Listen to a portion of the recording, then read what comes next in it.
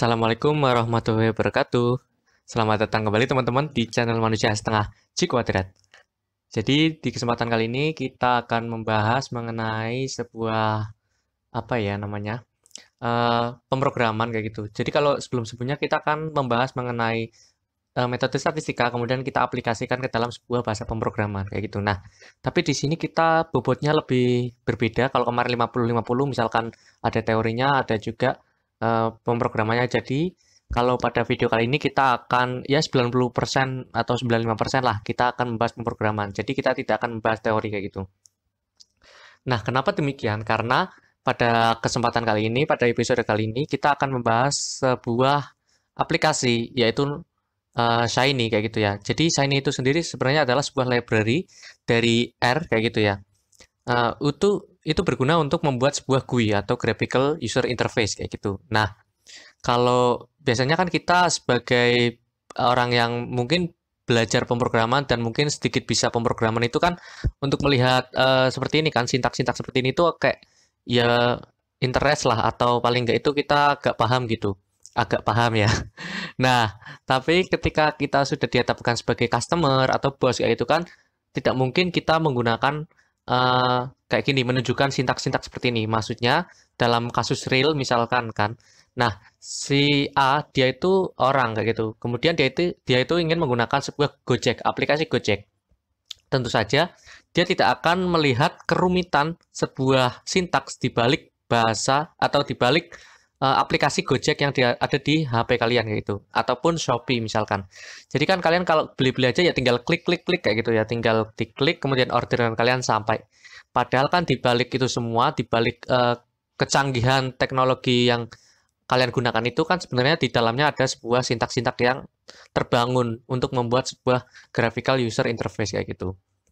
Nah, selain itu ya banyak sih, nggak hanya di handphone, di laptop atau di PC juga sangat digunakan ya kayak GUI itu. Misalkan juga aplikasi desktop itu kayak misalkan ya kan Shopee itu juga hanya di HP juga kan, tapi ada di laptop juga itu di PC kalian. Nah, itu kalau berbasis web juga sih. Nah, tapi di sini kita akan membangun sebuah yang mirip seperti itu ya, sebuah GUI graphical user interface dengan library Shiny. Kalian juga bisa menggunakan library Shiny Dashboard, itu hampir mirip sintaksnya, silakan kalian pilih yang mana. Nah, di Shiny sendiri itu kalian akan mendapatkan dua script. Kalian akan menggunakan dua script, sorry. Jadi kalau biasanya kalian akan membuat file misalkan analisis cluster atau forecasting kayak gitu kan, kalian file new script kayak gitu ya, file new file dan R script kayak gitu. Nah, di sini juga sama, tapi di sini ada dua. Biasanya kita hanya menggunakan satu, tapi untuk membangun sebuah dashboard kita butuh dua. Umumnya. Nah, kalian yang pertama itu butuh namanya yaitu server, yang kedua itu UI atau user interface kayak gitu. Nah, ini saya menggunakan library Markdown, Shiny, dan ggplot, tapi kayaknya ggplot nggak akan kepake nanti. Ya, kalian bisa import yang lain, misalkan kalian pengen buat plot ya, kalian ggplot, kalian mau menggunakan naive Bayes misalkan, ya kalian import E1071 library-nya yang bersesuaian dengan apa yang kalian inginkan gitu. Karena di sini saya akan membangun sebuah GUI R untuk analisis regresi, sehingga saya nggak butuh library. Karena kan ya emang regresi udah menjadi basic di R, jadi nggak akan menggunakan library itu. Nah, kita akan membahas mengenai yang UI dulu ya, nanti kita juga akan bolak-balik ke server kayak gitu. Nah, di UI sendiri kalian bisa menggunakan Fluid Page ini dengan tema yang sesuai keinginan kalian. Jadi saya menggunakan tema Cerulean karena itunya bagus sih warnanya, karena biru langit. Kita cobaran ya. Nah, di sini kalian bisa lihat ini contoh dari GUI saya. Ininya bagus ya, navigation barnya itu warna biru langit karena saya menggunakan tema ini, Cerulean. Nah, kemudian dalam navigasi bar saya itu saya namakan Hala Madrid, kayak judulnya gitulah. Nah, ya kenapa Hala Madrid? Karena kan tim kuat ya. Kalau kalian suka bola, nggak kayak itu tim Katalan itu ya, Barcelona. Nah, sorry Barcelona. Jadi di sini saya akan menggunakan tiga ini kayak tab bar ya. Nah, tab panel yang pertama adalah dataset, terus yang kedua summary, yang ketiga regresi. Di dataset ada tombol-tombol yaitu seperti browse atau untuk import, upload file, upload CSV kalian dari PC kalian. Kemudian ada checkbox header, ada ini juga radio button untuk separator, quote, dan display. Jadi ini cukup banyak ya. Sorry. Ini saya perbesar dulu. Nah, biar sebelahan. Jadi di sini kalian akan melihat bahwa ini program saya itu memiliki sebuah apa ini? Tab panel dataset. Nah, karena ini isinya cukup banyak ya. Jadi di sininya pun cukup panjang kayak ini kan, dari mulai ini sampai ke bawah. Kayak gitu ya, sampai ke bawah, masih ke bawah. Nah, sini. Sedangkan tab panel yang summary ini ya, summary ini kedua. Ini cuma satu baris karena saya hanya akan menampilkan sebuah output yaitu. Jadi nggak ada tombol apapun, sangat ringkas. Dan di tab regresi ini saya hanya butuh dua ini ya, inputan, text input. Kemudian di sini saya butuh tiga apa namanya ya, juga tab juga ya. Ada model summary, scatterplot, dan distribution. Nah, model summary ini tuh ya, ringkasan dari sebuah regresi. Maksudnya kalian bisa melihat koefisiennya, konstantanya, R-square-nya gitu. Nah, sedangkan di summary yang ini adalah summary dari data kayak statistik deskriptifnya. Kayak gitu. Jadi itu overview-nya dulu untuk melihat gimana sih kira-kira nanti kita akan membangun sebuah GUI-nya. Nah, kemudian kita akan bahas satu-satu yang ini, tombol-tombol dulu. Kita akan menuju ke sidebar panel yang dataset. Nah, di tab panel ini, kalian akan menggunakan sintaks file input karena kalian mau upload file kalian. Di sini bentuknya saya CSV, separated values. Namun kalian juga bisa ganti ya. Kayak kalian pengennya ya TXT, delimited kayak gitu ya, atau Excel SX kayak gitu, Excel, tergantung kalian pengennya apa.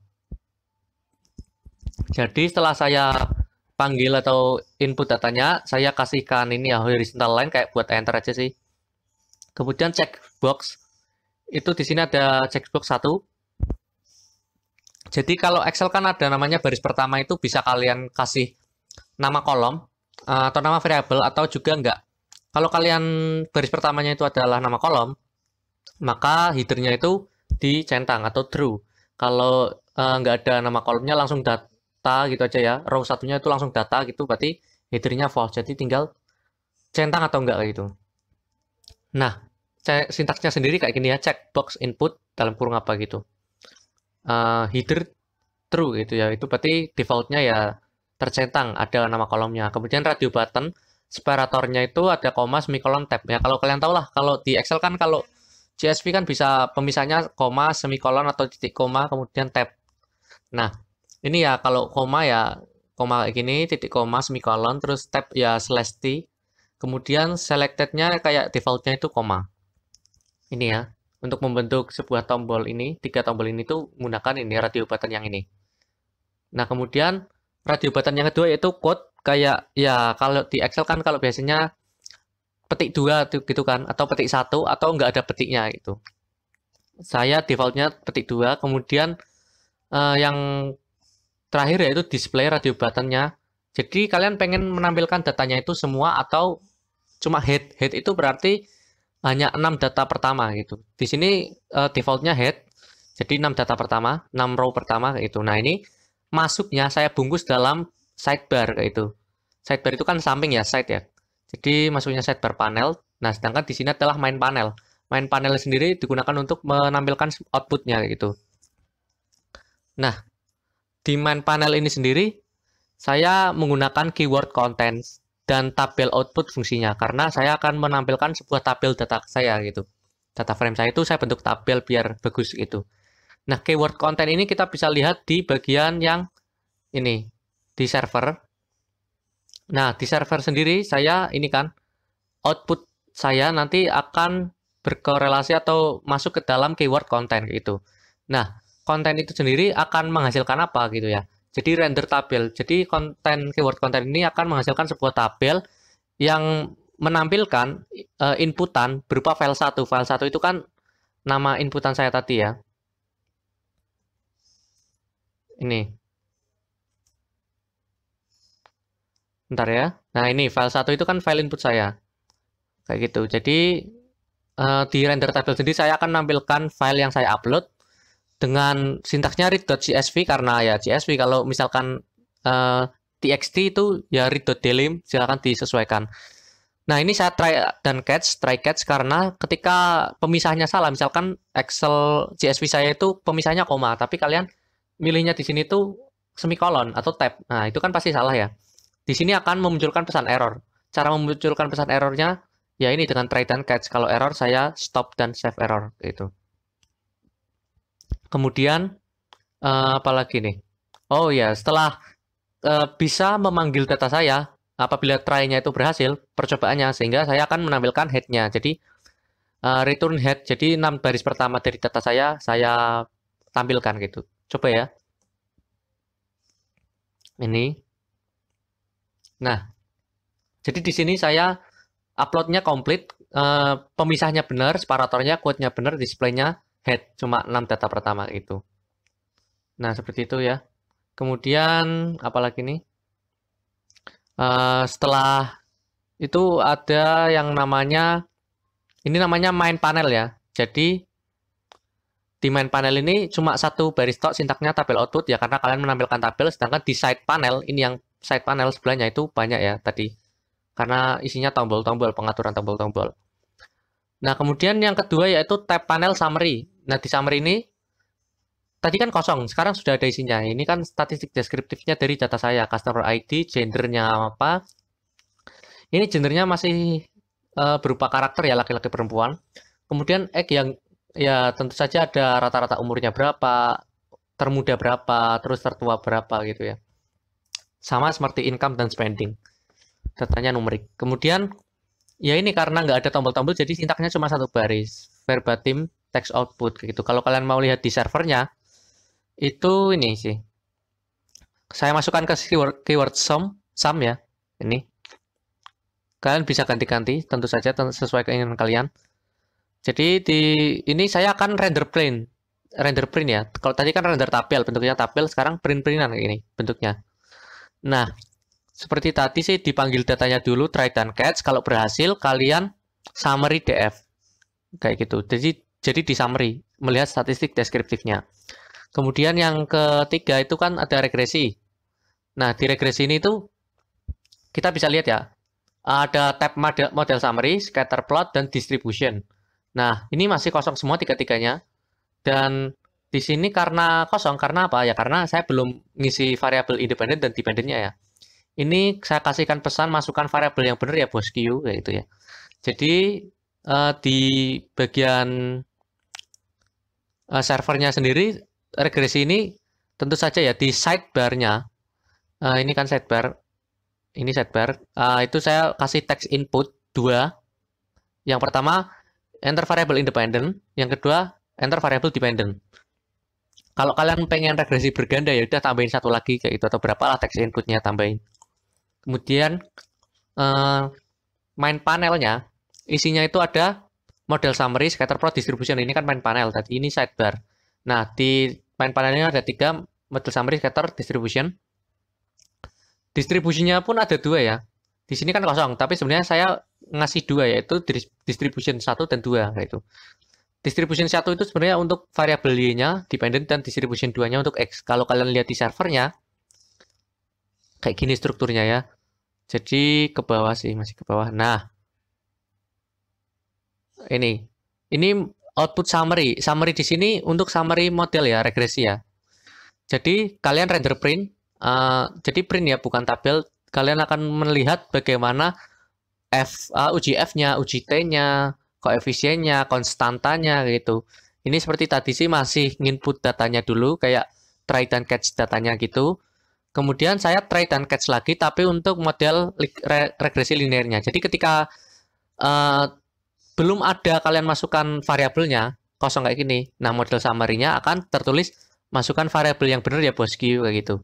Nah, tapi ketika saya sudah input ininya variabel dependent dan independennya, maka akan dilakukan ini pengolahan linear model LM dalam kurung df, itu kan data frame saya. Kemudian barisnya semua, kolomnya adalah input $y. Nah, input $y ya variabel dependent tadi ya. Kemudian input $x variabel independen saya. Kemudian saya ubah nama ininya aja sih, nama kolomnya. Setelah itu saya summary. Jadi saya summary itu bukan summary statistik deskriptif, tapi summary hasil regresi saya. Kemudian yang kedua scatter plot. Scatter plot ini kan kosong, tapi ketika saya udah menginput datanya, nanti akan dilakukan plotting. Dengan cara ini ya, plot df input x, jadi variabel independen saya dikorelasikan dengan variabel ini variabel independen saya dikorelasikan dengan variabel dependen saya.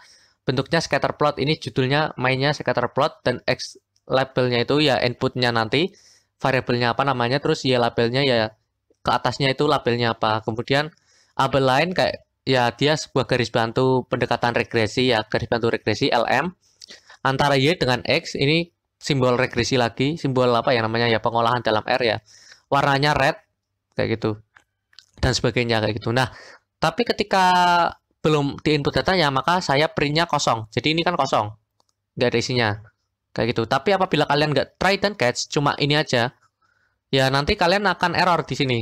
Ya nggak error, tapi maksudnya ada tulisan error, kamu belum memasukkan datanya, tapi dalam bahasa Inggris kayak gitu.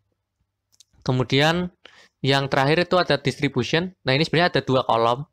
Nah, di distribution yang pertama saya akan mengeplot ini df input y his. Jadi his itu histogram ya. Jadi saya mau lihat persebaran data y. Kalau misalkan kalau di regresi kan kalau miring-miring kan biasanya ditransformasi ya kayak gitu. Nah, yang terakhir histogram yang kedua itu sama sih, tapi di sini pakainya x. Histogram dari x. Oke, kalau kalian pengen lihat langsung aja. Kalian melihat datasetnya, di sini ada gender, age, income, spending. Coba saya plotkan atau regresikan antara age, umur dengan spending ya. Jadi apakah kita pengen tahu itu apakah orang-orang yang lebih tua itu spending atau belanjanya lebih banyak atau enggak gitu. Oh, berarti saya masukkan ke regresi, saya masukkan variabel independennya age, umur. Ini kan udah muncul langsung distribusinya dari si X. Kemudian satu lagi apa tadi? Spending ya. Oke, spending. Nah, ini dari si spending kan, spending histogramnya ya seperti distribusi normal ini. Kemudian X umurnya, scatter plotnya. Nah, ini garis bantu regresi. Kalau dilihat-lihat sih cenderung mendatar, tapi ada sebuah pola penurunan. Jadi semakin tua umurnya, maka pengeluarannya dia itu semakin sedikit. Nah, kayak gitu. Jadi ketika umurnya 20 tahunan itu lebih cenderung banyak pengeluaran, apalagi 30-an ini. Jadi mereka entah itu buat foya-foya atau untuk keperluan sehari-hari keluarga gitu ya. Jadi semakin tua umurnya maka semakin sedikit spendingnya gitu. Itu secara ini ya, dari data ini kayak gitu. Nah, model summary-nya kayak gini. Ini model beta 0, ini beta 1, ini uji T, ini ya seperti regresi biasa lah. Ini uji F, ini R square-nya, ini adjusted R square-nya. Modelnya jelek ya karena emang ini data clustering sebenarnya, cuma saya gunakan untuk regresi gitu. Ini formulanya. Jadi kayak gitu sih pembangunan dari user interface itu sendiri. Nah, sebenarnya saya belum melakukan uji itu kan, asumsi. Lah, kalian juga bisa menambahkan tuh. Misalkan di sidebar-nya, uji asumsi Kolmogorov-Smirnov kayak gitu. Ataupun uji heteroskedastisitas. Nah, kalian juga bisa menambahkan di sini. Ini kan navbarnya cuma dataset, summary dataset, kemudian regresi. Kemudian kalian juga bisa menambahkan misalkan di sini cluster, forecasting, terus neural network, dan sebagainya lah. Clustering kayak gitu ya. Jadi kalian bisa kembangkan sendiri. Nah, caranya gimana? Ketika kalian pengen menambahkan ini ya, yang di atas, tombol-tombol yang di atas ini, ya kalian nanti berarti masuk ke ini, ke UI, terus tab panelnya ditambah lagi. Yaitu, jadi ini cari yang bersesuaian dengan ini ya. Ini kan. Nah, berarti di sini kasih koma, terus tab panel. Sorry, tab panel. Ini udah muncul sih.